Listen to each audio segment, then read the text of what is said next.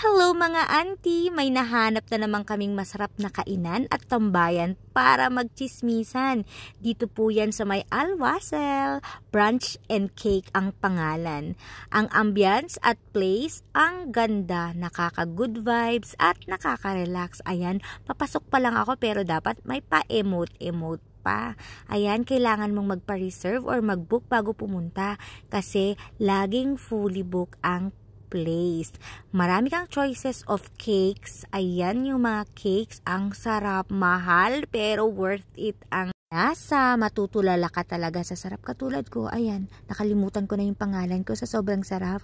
Ayan, bago ka mag-order guys, kailangan mong i-scan ang kanilang barcode para makapagpili ka sa kanilang menu. Ito na nga ang mga pagkain aming in-order. Hindi ko nga alam kung kakayanin naming ubusin yan. Napaka-generous ng kanilang servings at ang lasa guys, oh, the best. Ayan ang mga marites.